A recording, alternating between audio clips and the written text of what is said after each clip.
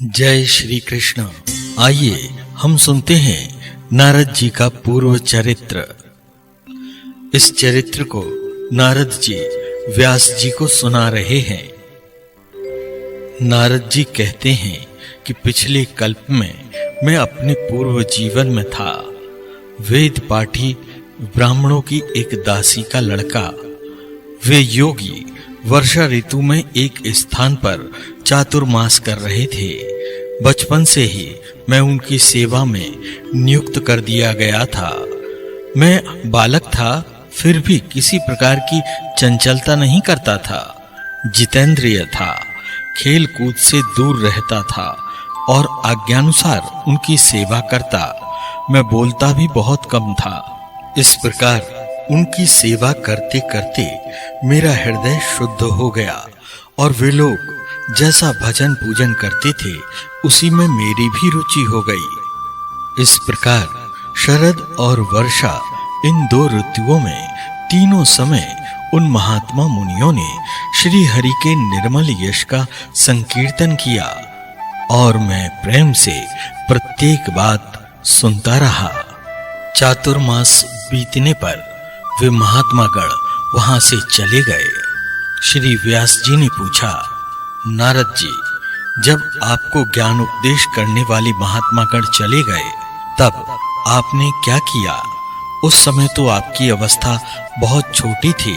आपकी शेष आयु किस प्रकार व्यतीत हुई? नारद जी ने कहा, मैं अपनी माँ का इकलौता लड़का था। एक तो वह स्त्री थी, दूसरे मूढ़ और तीसरी दासी। उसने अपने को मेरे स्नेह पास से जकड़ रखा था। वह मेरे योगक्षेम की चिंता तो बहुत करती थी, परंतु पराधीन होने के कारण कुछ कर नहीं पाती थी। मैं भी अपनी माँ के स्नेह बंधन में बंधकर उस ब्राह्मण बस्ती में ही रहा। मेरी अवस्था केवल 5 वर्ष की थी। मुझे दिशा, देश और काल के संबंध में कुछ भी ज्ञान नहीं था। एक दिन की बात है, मेरी माँ गाय दोहने के लिए रात के समय घर से बाहर निकली। रास्ते में उसके पैर से सांप छू गया। उसने उस बेचारी को डस लिया। उस सांप का क्या दोष, काल की ऐसी ही प्रेरणा थी। मैंने समझा भक्तों का मंगल चाहने वाले भगवान का यह भी एक अनुग्रह ही है। इसके बाद मैं उत्तर दिशा की ओर चल पड़ा। उस ओर मार्ग में मुझे अनेकों धन धान्य से संपन्न देश, नगर, गांव, अहीरों की चलती फिरती बस्तियां, खाने, खेड़े, नदी और पर्वतों के तटवर्ती पड़ाव, वाटिकाएं, वन उपवन एवं रंग बिरंगी धातुओं से युक्त विचित्र पर्वत दिखाई पड़े। कहीं कहीं जंगली वृक्ष थे जिनकी बड़ी बड़ी शाखाएं हाथियों ने तोड़ डाली थी। शीतल जल से भरे हुए जलाशय थे जिनमें देवताओं के काम आने वाले कमल थे। उन पर पक्षी तरह तरह की बोली बोल रहे थे और भौरे मंडरा रहे थे। यह सब देखता हुआ मैं आगे बढ़ा। मैं अकेला ही था। इतना लंबा मार्ग तय करने पर मैंने एक घोर जंगल देखा। वह देखने में बड़ा भयावह दिखता था। मुझे बड़े जोर की प्यास लगी। भूखा तो था ही, वहां एक नदी मिली। उसके कुंड में मैंने स्नान, जलपान और आचमन किया। इससे मेरी थकावट मिट गई। उस जंगल में एक पीपल के नीचे आसन लगाकर मैं बैठ गया। उन महात्माओं से जैसा मैंने सुना था, हृदय में रहने वाले परमात्मा के उसी स्वरूप का मैं मन ही मन ध्यान करने लगा।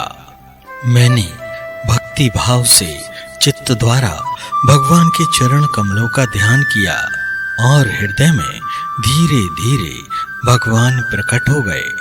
व्यास जी उस समय प्रेम भाव के अत्यंत उद्वेग से मेरा रोम रोम पुलकित हो उठा। हृदय अत्यंत शांत और शीतल हो गया। उस आनंद की बाढ़ में मैं ऐसा डूब गया कि मुझे अपना और ध्येय वस्तु का तनिक भी भान न रहा। भगवान का वह रूप शोकों का नाश करने वाला और मन के लिए अत्यंत लुभावना था।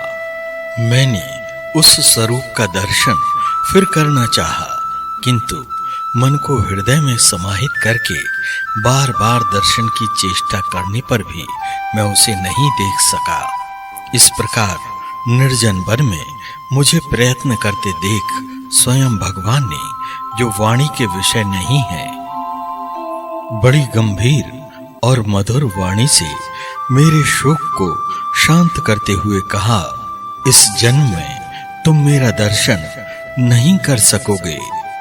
जिनकी वासनाएं पूर्णतः शांत नहीं हो गई हैं, उन अधकचरे योगियों को मेरा दर्शन अत्यंत दुर्लभ है। अल्पकालीन संत सेवा से ही तुम्हारी चित्त वृत्ति मुझ में स्थिर हो गई है। अब तुम इस प्राकृत मलिन शरीर को छोड़कर मेरे पार्षद हो जाओगे। मुझे प्राप्त करने का तुम्हारा यह दृढ़ निश्चय कभी किसी प्रकार नहीं टूटेगा। समस्त सृष्टि का प्रलय हो जाने पर भी मेरी कृपा से तुम्हें मेरी स्मृति बनी रहेगी।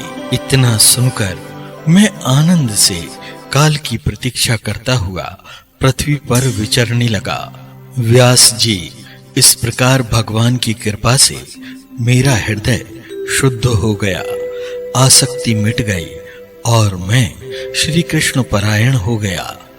कुछ समय बाद जैसे एकाएक बिजली कौंध जाती है, वैसे ही अपने समय पर मेरी मृत्यु आ गई।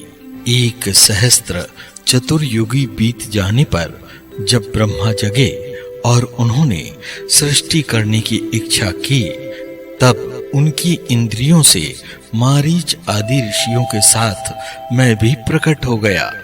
तभी से मैं भगवान की कृपा से वैकुंठादि में और तीनों लोकों में बाहर और भीतर बिना रोक टोक विचरण किया करता हूँ। मेरे जीवन का व्रत भगवत जन अखंड रूप से चलता रहता है। नारद जी कहते हैं, व्यास जी, आप निष्पाप हैं। आपने मुझसे जो कुछ पूछा था वह सब अपने जन्म और साधना का रहस्य तथा आपकी आत्मतुष्टि का उपाय मैंने बतला दिया। श्री सूत जी महाराज कहते हैं, शौनकादि ऋषियों, देवर्षि नारद ने व्यास जी के इस प्रकार कहकर जाने की अनुमति ली और वीणा बजाते हुए स्वच्छंद विचरण करने के लिए वे चल पड़े।